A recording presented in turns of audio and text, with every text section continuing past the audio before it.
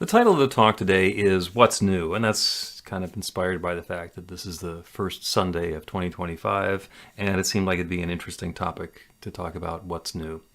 And lots of things have been coming along this week to challenge me in my notion of what's new. So I took the opportunity to pivot and turn to a different meaning of the talk. And I'm going to hang on to the title because it's already on the internet, so it's got to be true. And what comes to mind for me for what's new is New Thought. This is New Thought Philadelphia, and one of the things that is new is the newness that we're claiming in our name. And so there's going to be a lot of back to basics in this talk. If you have a question about something about the teaching, something that doesn't make sense to you, or you need to have a little bit more insight on, please put it into the chat and I will incorporate that into the talk. This is going to be a very flexible one for me because it's one of those foundational basic kind of lessons or ideas. So New Thought has been around. It was born in the early 1800s with Ralph Waldo Emerson. There were some people before him as well, but he's the philosopher. His essays were the basis of a lot of what came into to be New Thought. And then there were some folks who went and took what he was saying and tried it and proved that it worked. And then some other folks who said, this is actually how you make it happen. And then a bunch of teachers who said, let's have a specific teaching where we learn how to live this way. One of them was Myrtle and Charles Fillmore, who created the Unity, the Unity Church of Christianity, which is the Unity movement. That's part of New Thought. Ernest Holmes did the same thing when he created the Science of Mind, which is religious science, and that's the one that I'm trained in. And a lot of religious science churches have a pattern. The first either week of the year or the first 4 weeks of the year, depending on how long they want to stretch this one out, we'll go back to basics, the introduction of the Science of Mind textbook. And this is the textbook if you do not have a copy of it or are interested. So in the introduction, there are 4 sections: the thing itself, the way it works, what it does, and how to use it. And that is a very basic summary of Science of Mind, which is religious science, the basis of the one that I'm trained in, and pretty much all of New Thought. And what it comes right down to is it is a teaching of oneness. I'm doing a lot of work across the different organizations in New Thought, and it's really obvious that Unity got the great name because it's the one that talks about newness right in there. As soon as we say to somebody religious science, they say, is that like Scientology? And then you're off to the races because they probably don't know anything about Scientology either. But I don't want to be talking about that. But what our teaching has is that ultimate reminder of the oneness. And the podcast episode that we recorded that's going to drop on Wednesday is about miracles. And Carol's question in the podcast was, is everything a miracle? And I said, either everything is a miracle or nothing is a miracle. That is the nature of oneness. There's either it's all a miracle, everything is a miraculous creation of the infinite, or nothing is a miracle and it's all a wonderful creation of the infinite. And it kind of depends on how you look at it. The thing itself is that law that responds to conscious intention. And it doesn't matter where we start.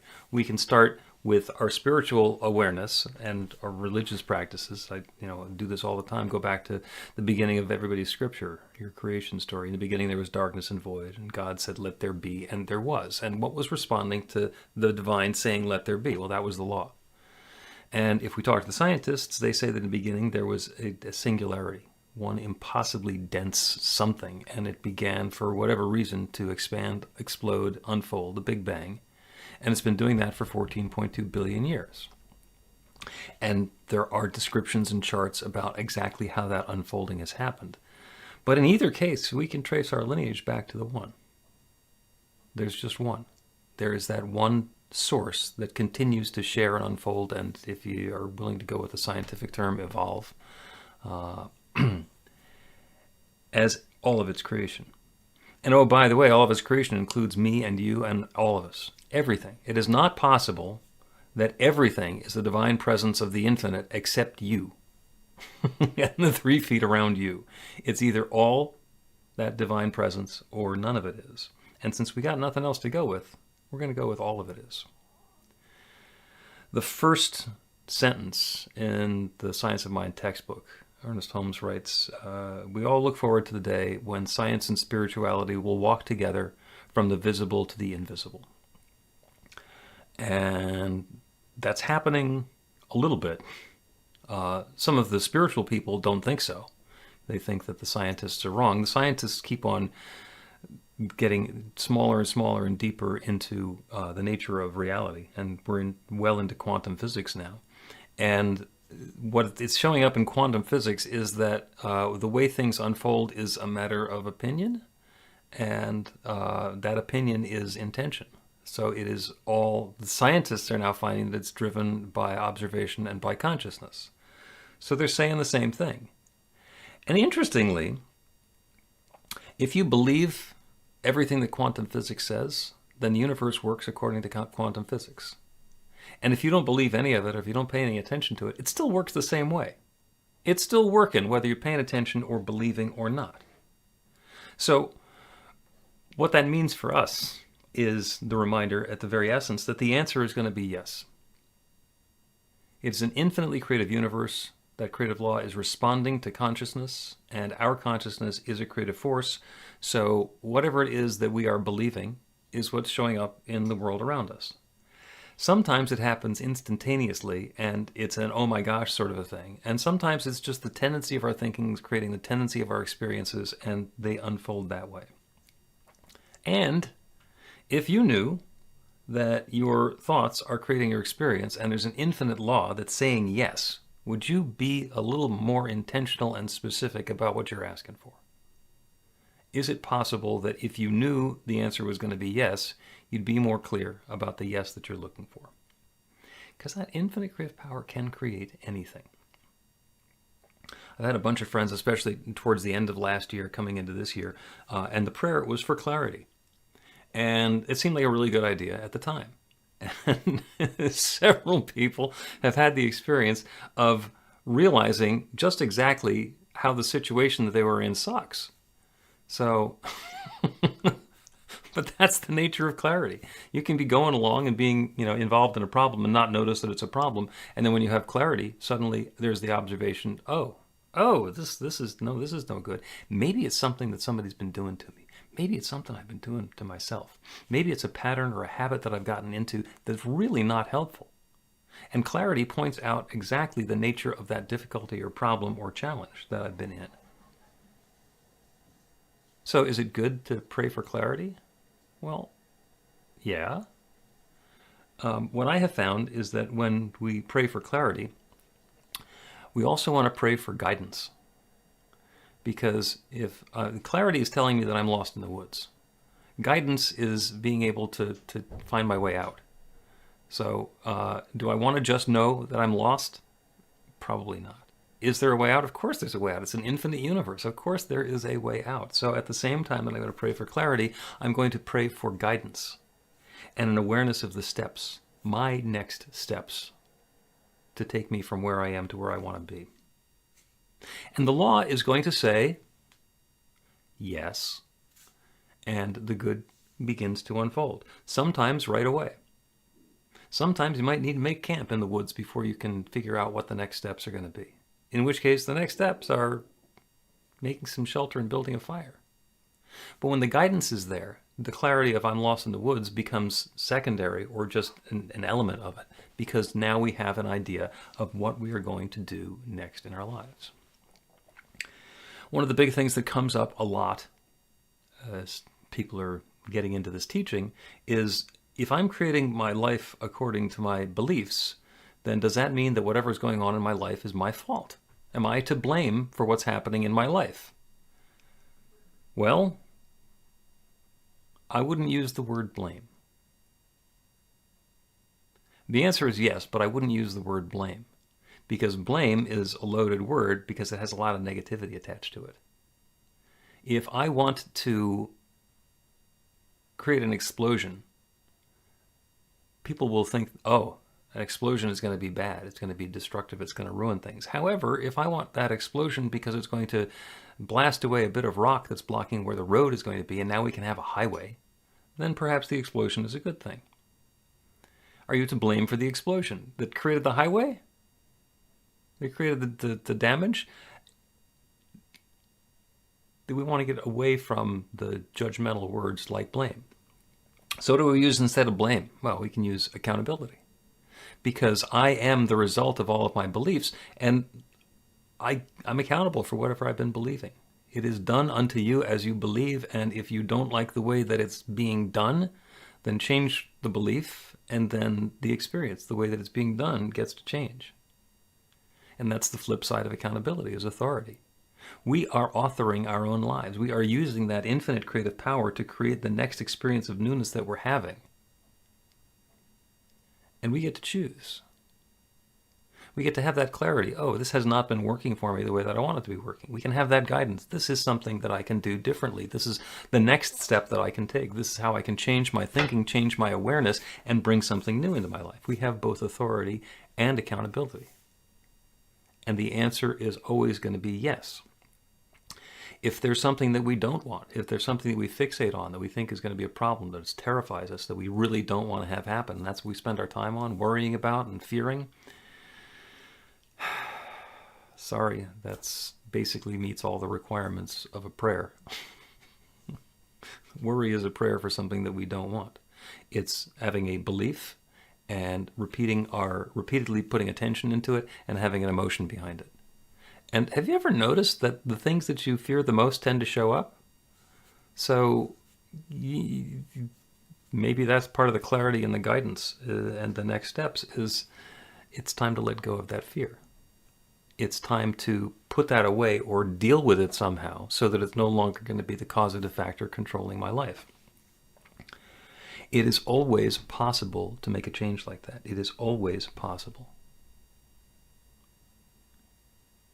In the reading, we were hearing about loneliness and solitude. And there was actually a piece that I was reading in the news that loneliness is a huge issue. And boredom is something that people do so many things to get away from. The scenario that was described is if you go into the convenience store or the Starbucks and you see that there's going to be there's a really long line and you realize that you left your phone in the car, is there that moment of panic of, oh, what am I going to do now? Do I give up the place that I have in line so I go back and get my phone so I have something to distract me while I wait in line? Do I deal with it? What do I do if I actually have to be present with myself? And Carla was talking about that. Coming back from COVID, she couldn't do anything other than her spiritual work. The rest of it got taken away. Was that something that she would have chosen? I don't think so.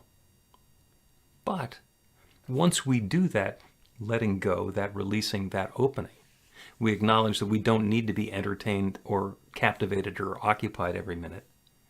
We can be intentional about how much time we're going to spend scrolling through Instagram Reels or Threads or whatever it is that we're looking at, and decide where our attention is going to go. And maybe our attention is going to go exactly the same place that it's been going. Maybe our attention is going to go to the social media to see what our friends and family have been up to and to play in the game. That's okay. Be intentional about what you're going to be creating. It's been observed that we're now in an attention economy where people are vying for our attention. And they want you to play a game so they can run an ad for you. And the ad is what's generating the money and all the rest of it. They used to have eyeballs and clicks, and now there's money behind it. Be aware that your attention is a valuable resource, and it's limited.